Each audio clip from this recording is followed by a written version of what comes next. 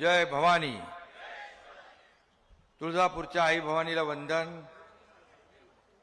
बार्शीचे ग्राम दैवत अंबरीश वरद श्री भगवंताच्या चरणी प्रणाम. आणि माझे माहेर पंढरी आहे भिवरेच्या तिरी असे सांगणाऱ्या संतांच्या या पवित्र भूमीला दंडवत. इथं महात्मा गांधीजी पण येऊन गेले. सोपल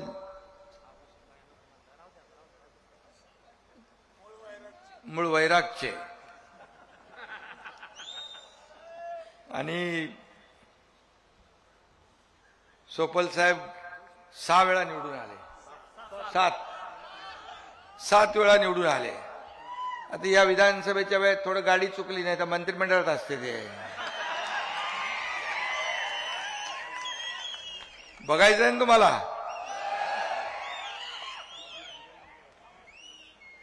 भर उन्हामध्ये ही सभा होतीये.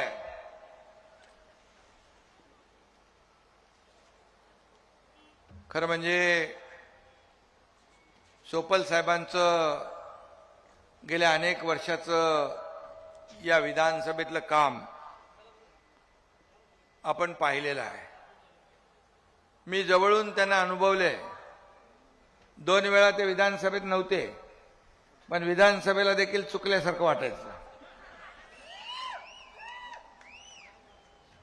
सोपल साहेब अजात शत्रू आहे, सगळ्यांचा मित्र आहे.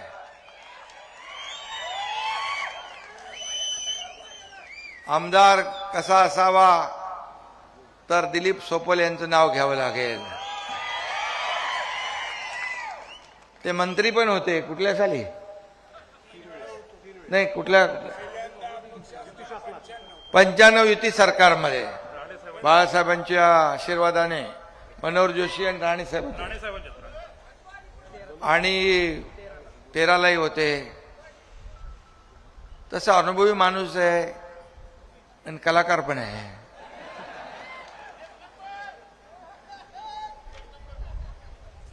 आणि म्हणून मी मुद्दाम या सभेला आलो. शेवटी बघा, आज एकीकडे दुःख आहे, दुःखाचं सावट आहे. आमचे मंत्रिमंडळातील सहकारी दिवंगत उपमुख्यमंत्री अजितदादा यांचं दुःखद निधन झालेलं आहे. अतिशय मोठी दुर्घटना महाराष्ट्राने पाहिली आहे आणि शोककळा आहे, दुःखाचं सावट आहे आणि निवडणूकही आहे. ही कार्यकर्त्यांची निवडणूक आहे. आमच्या निवडणुका झाल्या, लोकसभा झाली, विधानसभा झाली. हे कार्यकर्ते जे आहेत, हे कार्यकर्तेच आम्हाला निवडून देतात. लोकसभेमध्ये, विधानसभेमध्ये हा कार्यकर्ता प्रत्येक पक्षातला एक पक्षाचा पाठीचा कणा असतो आणि तो निवडणुकीमध्ये तन मन धन सगळं अर्पण करून आपल्या नेत्याला विजयी करत असतो. आणि मग कार्यकर्त्याच्या जेव्हा निवडणुका असतात तेव्हा त्याला अपेक्षा असते की माझ्या नेत्याने माझ्या निवडणुकीत आलं पाहिजे. आणि म्हणून मी जरी शिवसेनेचा प्रमुख असलो तरी सुद्धा मी कार्यकर्त्याच्या मागे उभे राहणारा कार्यकर्ता आहे. कारण कार्यकर्ता आहे तर आपण आहोत. आणि हा शिवसेना कार्यकर्त्यांचा पक्ष आहे. आणि म्हणून मी मुद्दाम या प्रचाराला आलो. तसं बघायला गेलं तर आमचे सोपल साहेब आणि माझी मैत्री अतिशय जीवाभावाची आहे. आणि दोस्ती करावी मनापासून. आणि सोपल साहेब देखील मनापासून एखाद्याशी प्रेम करतात, दोस्ती करतात, मैत्री करतात आणि ती निभावतात देखील. आणि म्हणूनच मी या ठिकाणी आलो आणि आपल्या या सर्व वैराग गावातल्या सर्व माता भगिनी, माझ्या लाडक्या बहिणी इकडे आहेत, लाडके भाऊ आहेत, शेतकरी आहेत. या सगळ्यांचं दर्शन तरी मला घेता आलं, आपल्याला भेटता आलं, आपल्याला पाहता आलं, आपल्याशी बोलता आलं. आणि योग घडवून आणला सोपल साहेबांनी. त्यांचं मनापासून मी धन्यवाद देतो, त्यांना मनापासून त्यांचे आभार मानतो. खरं म्हणजे इथं 1971 साली रोजगार हमी साठी आंदोलन झालं.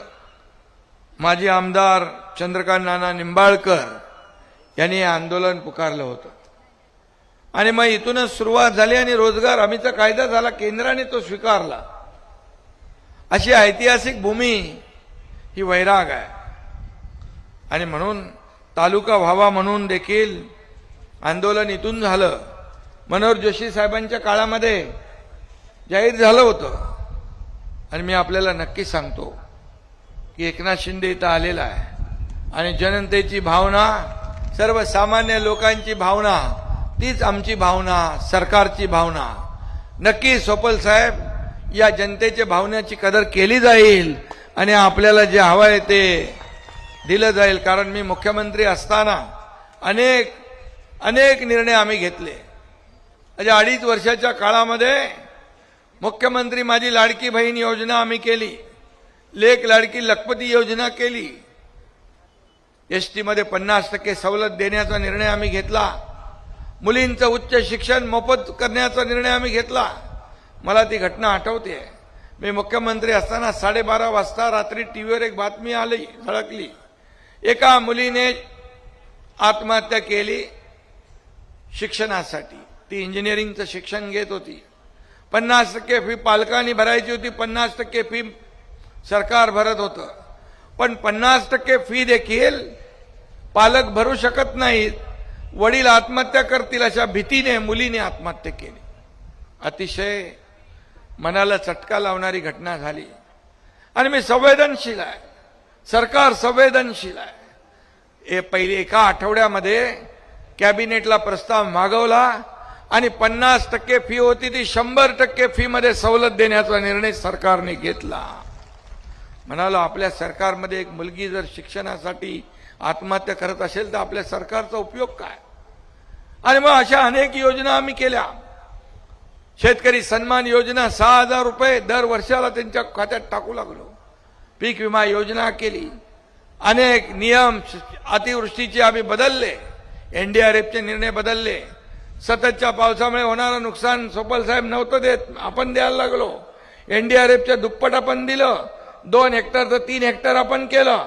असे अनेक बदल आपण केले. शेतकरी हा आपला केंद्रबिंदू आहे, मायबाप आहे. या राज्याच्या तिजोरीवर पहिला अधिकार कुणाचा असेल तर तो माझ्या शेतकऱ्याचा आहे. अशापैकी आम्ही मानणाऱ्यांपैकी आहोत. सर्व योजनांमधली सगळ्यात आवडती योजना माझी कुठली असेल तर मुख्यमंत्री माझी लाडकी बहीण योजना. मुख्यमंत्री माझी लाडकी बहीण योजना वर्षाला किती रुपये लागतात माहिती आहे तुम्हाला? 45,000 कोटी रुपये वर्षाला मुख्यमंत्री माझी लाडकी बहीण योजनेला लागतात. अनेक लोकांनी त्याला खो घातला, विरोध केला, कोणी कोर्टात गेलं. म्हणाले हे काय देणार आहेत का? हे फक्त चुनावी घोषणा आहे, हे असंच फक्त मतं घेण्यासाठी. पण मी आपल्याला सांगतो, हा एकनाथ शिंदे बोलतो ते करून दाखवतो. आणि मुख्यमंत्री माझी लाडकी बहीण योजना सुरू झाली, खात्यात पैसे पडले. आता देखील काही लोक म्हणतात बंद करू, अमकं करू, बंद होणार, अफवा पसरवतात. पण मी आपल्याला सांगतो, हा एकनाथ शिंदेने देखील गरिबी बघितली आहे. एका शेतकरी कुटुंबात जन्माला आलेला एकनाथ शिंदे, मला गरिबीची जाण आहे. मी जेव्हा मुख्यमंत्री झालो तेव्हा माझ्या लाडक्या बहीण आणि लाडक्या माता भगिनींसाठी काहीतरी योजना केली पाहिजे. तिथूनच ही लाडकी बहीण योजना जन्माला आली आणि लाडकी बहीण योजना सुरू झाली. मी आपल्याला सांगतो, कोणी माईकाला आला तरी लाडकी बहीण योजना कधी बंद होणार नाही. मी आपल्याला शब्द देतो. शेतकऱ्यांसाठी देखील योजना केल्या त्या सुरू राहतील. आज शेतकरी हा आपला अन्नदाता आहे, त्याला देखील केंद्रबिंदू मानून आपण काम करतोय. अनेक पत्रकार विचारतात, अनेक लोक विचारतात, निवडणुकांमध्ये तुम्ही घोषणा केलेल्या आहेत, आश्वासन दिले, त्याचं काय? शेतकऱ्यांच्या बाबतीत देखील कर्जमाफीचं आश्वासन दिले, त्याचं काय?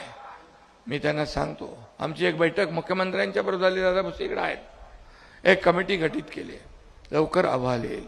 आणि जे जे आम्ही बोललोय, कर्जमाफी असेल, लाडकी बहीण योजना असेल, ज्या ज्या काही योजना जे जे काय आम्ही बोललोय, काही लोक म्हणतात तुम्ही 2100 रुपये सांगितले, बोले योग्य वेळी तेही आम्ही देणार, तिथून माघार नाही, जे आम्ही बोललोय ते करणार. बाळासाहेब सांगायचे शब्द देताना 10 वेळा विचार करा, पण एकदा दिला की माघारी नाही. सोपल साहेब तेच आम्ही शिकलोय आणि म्हणून या राज्याला पुढे नेण्याचं काम आपण करतोय.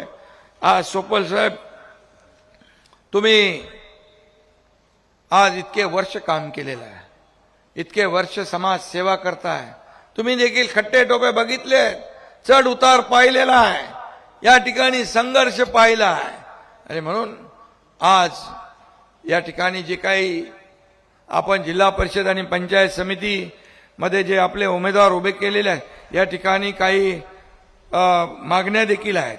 वैराग भागाची आमदारांनी केलेल्या जे काही मागणी आहे, अप्पर तहसील कार्यालय लवकरात लवकर झालं पाहिजे.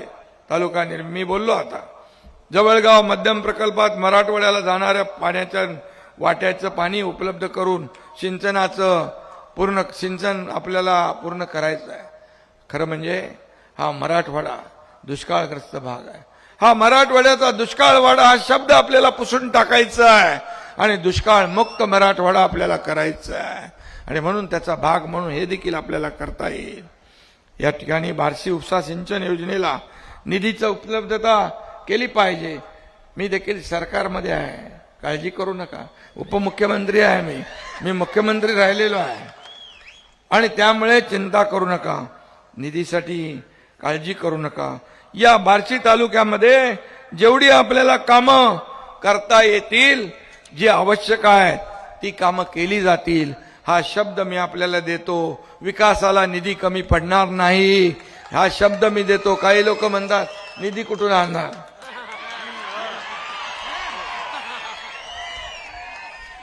अरे हा एकनाथ शिंदे पण सरकारमध्ये आहे आणि त्यामुळे आपल्याला मी एवढंच सांगतो, विकास कामांमध्ये कुठेही डावं उजवं आम्ही करत नाही.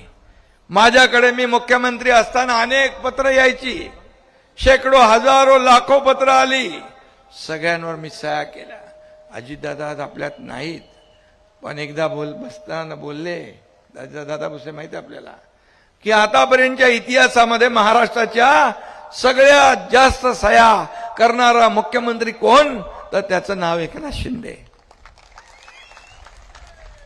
अजितदादांचे शब्द. आणि म्हणून हे विकासासाठी जेवढं काय आपल्याला करता येईल ते केलं पाहिजे. लाडक्या बहिणींसाठी, भावांसाठी, शेतकऱ्यांसाठी, माझ्या तरुणांसाठी, उद्योग रोजगार. इकडे काय MIDC कुठं आहे का नाही? अरे कुठं करायची, जागा जमा करा, लगेच द्यायला लावतो मी. उदय सामंत यांना मी तत्काळ सांगतो, तुम्ही तयारी तुमची करा. उद्योग आणायचा, MIDC स्थापन करायचं काम एकनाथ शिंदे करेल, हा शब्द माझा आहे. कामाला, लोकांच्या हाताला रोजगार पाहिजे, तरुणाच्या हाताला रोजगार पाहिजे. या बार्शीतला, या वैराग मधला तरुण नोकरीसाठी मुंबई, ठाणा, पुणा इकडे जाता कामा नये, त्याला इथंच रोजगार मिळाला पाहिजे. ही भूमिका सरकारची आहे आणि म्हणून मी आपल्याला एवढंच सांगतोय की आता सोपल साहेब आणि आम्ही आता सोबत आहोत, एकत्र आहोत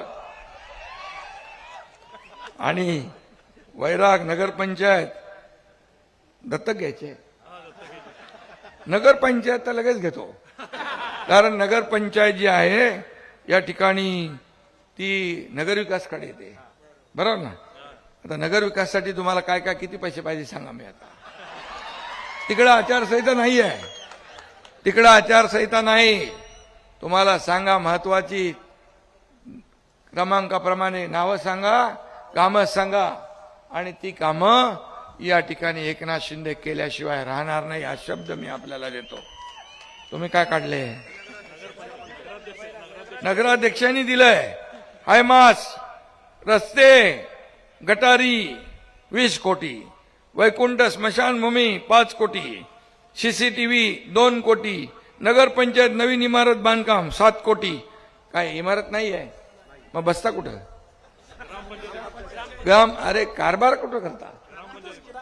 मग तुम्हाला पहिलं हे काम केलं पाहिजे. नगर पंचायतची चांगली इमारत बांधली पाहिजे, तात्काळ ती बांधली पाहिजे. आणि मी तुम्हाला सांगतो, हे 34 कोटी रुपये जे आता तुम्ही मला निवेदन दिलेलं आहे, याचा पहिला टप्पा तुम्हाला उद्याच्या उद्या मिळाल्याशिवाय राहणार नाही.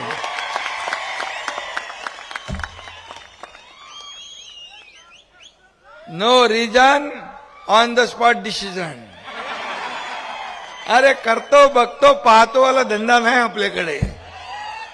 एकनाथ शिंदेने 450 कोटी रुपये मुख्यमंत्री सहायता निधीमधून दिले. 450 कोटी, 70 ते 80 हजार लोकांचे जीव वाचवले. हे पैसे कोणाचे आहेत? हे जनतेचे पैसे आहेत. हे आमचे नाही. आम्ही मालक नाही, आम्ही सेवक आहोत. तुम्ही मालक आहात. कारण कुणाला बसवायचं, कुणाला वर उचलायचं आणि कुणाला आपटायचं ते तुम्ही ठरवता. त्यामुळे काही लोक मालक बनतात, पण मालक जनता आहे. आणि म्हणून मी मुख्यमंत्री असतानाही कार्यकर्ता म्हणून काम केलेलं आहे. त्याचा मला अभिमान आहे. आणि म्हणून युवकांसाठी देखील ज्या योजना आहेत त्या केल्या पाहिजे. इथे येताना मी छत्रपती शिवाजी महाराजांचा आशिवा रोड पुतळा पाहिला. त्याचं सुशोभीकरण करायला पाहिजे ना, ताबडतोब करा. त्याला ते तुमच्या नगरपंचायतमध्ये येते, मग लगेच ते चांगलं पुण्याचं काम करा. शिवाजी महाराज आपला आदर्श आहेत. हे महाराष्ट्राचं आराध्य दैवत आहे. ताबडतोब त्याला जे काही स्मारकाला लागतंय सुशोभीकरणाला किती पैसे लागतात?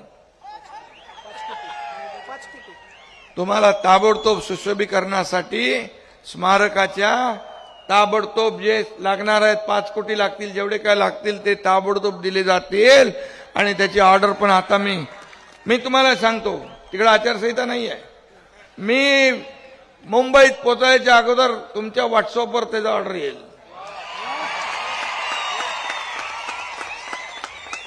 पैसे कुठून आणणार? हे का पैसे? अरे हे पैसे का आपल्या मालकीचे नाहीत, हे जनतेचे पैसे आहेत. आणि म्हणून एकनाथ शिंदे जेव्हा जातो जिकडं तिकडं सभेत तर लोक असतातच, पण रस्त्याच्या दुतर्फा, बिल्डिंग मध्ये, गच्चीवर, घरामध्ये, सगळीकडे दारावर या माझ्या लाडक्या बहिणी भाऊ उभे असतात, वाट पाहत असतात आशीर्वाद द्यायला. हीच माझी कमाई आहे, हीच माझी पुण्याई आहे. मला काय मिळालं पेक्षा महाराष्ट्रातल्या तमाम जनतेला काय मिळालं हे बघा. किती प्रॉपर्टी कमवली, किती संपत्ती कमवली, यापेक्षा किती माणसं कमवली आणि किती माणसांचं प्रेम कमवलं हे बघा. माझ्या लाडक्या बहिणींना, भावांना मी एकच सांगतो, निवडणुका आहेत, सगळे लोक येतील, हे करू ते करू, अमकं करू तमकं करू, पण तुम्हाला मी सांगतो, जे तुमच्या लाडक्या भावानी जी ओवाळणी सुरू केली ती ओवाळणी निवडणुकीपुरती नाही, दसरा दिवाळीपुरती, भाऊबीजेपुरती नाही, तर दर महिन्याला मिळणारी ती ओवाळणी आहे.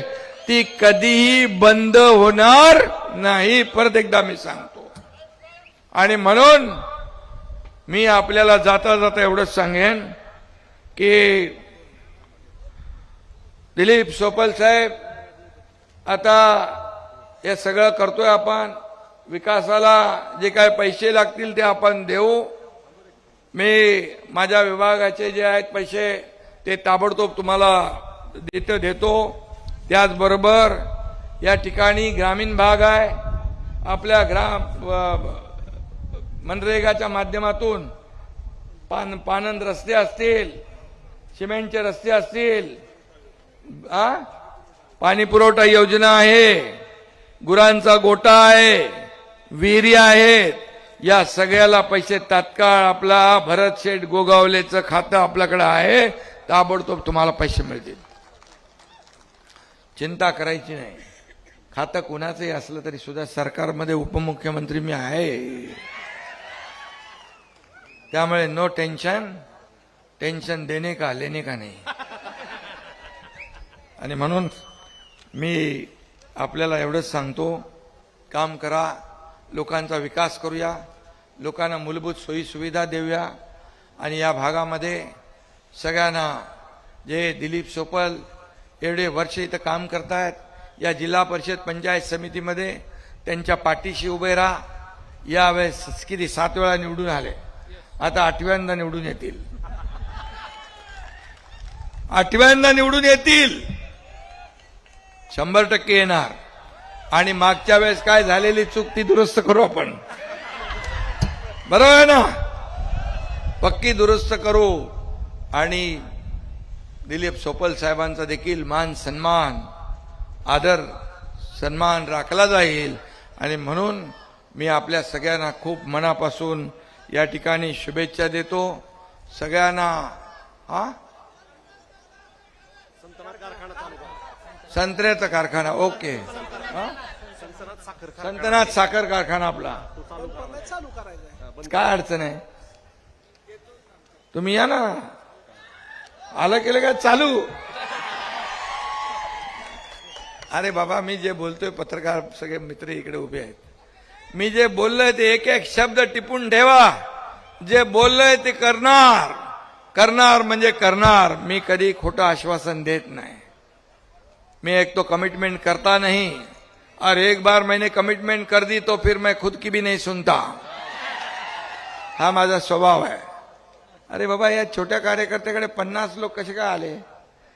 50 आमदारांनी विश्वास ठेवला ना. 2022 मधलं पाहिलं ना आपण, या राज्याने पाहिलं, देशाने पाहिलंय, क्रांती उठाव. आणि म्हणून आपल्याला मी सांगतो, जे मी बोलतोय ते करतो. आणि जे जे मी आज बोललोय ते एकही शब्द इकडचा तिकडे होणार नाही. विकासाला तुम्हाला पैसे कमी पडू देणार नाही, हा माझा शब्द आहे. आणि म्हणून चिंता करू नका.